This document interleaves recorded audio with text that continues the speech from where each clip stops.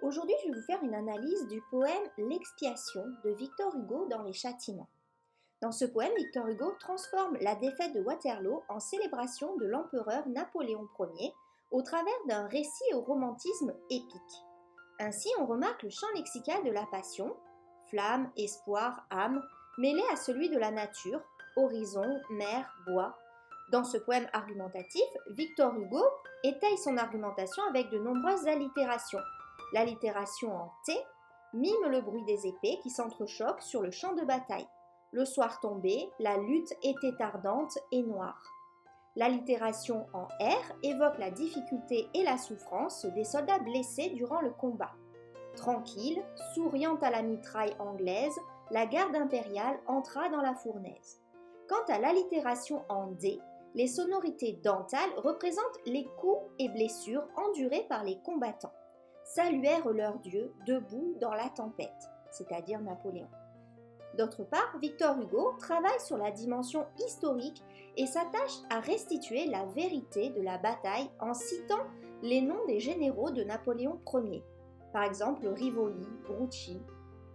Pour pas faire cette impression de réalité, l'auteur énumère les différentes classes de soldats de l'armée napoléonienne, ce qui donne un effet de grand nombre. La dimension épique de la bataille et le courage des soldats sont mises en valeur par des phrases courtes qui accélèrent le rythme, telles que Pas un ne recula ou Dormez, morts héroïques. Le chiasme, espoir suprême et suprême pensée, représente la garde salvatrice et la persévérance des soldats. Victor Hugo donne une dimension mystique à son poème romantique, soutenu par une argumentation axée sur la lutte du bien contre le mal, de la lumière contre les ténèbres, symbolisée par la lutte de l'armée napoléonienne contre l'Angleterre. Tout le poème est parcouru par le champ lexical de l'enfer, associé à l'allitération en R, gouffre flamboyant, blessure difforme, rouge, cri des mourants, carnage affreux, moment fatal, fournaise, soufre, horrible gouffre, fumée, ainsi que le champ lexical de la mort, spectre.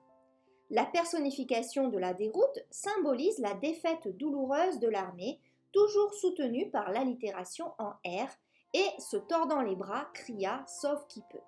Enfin, la prosopopée « Allons, faites donner la garde » cria-t-il, qui donne la parole à Napoléon Ier au discours direct, ajoute à l'effet de réel d'immersion dans la bataille. Donc ce poème, il est très intéressant parce que il est vraiment représentatif du romantisme hugolien, qui est un romantisme épique et engagé.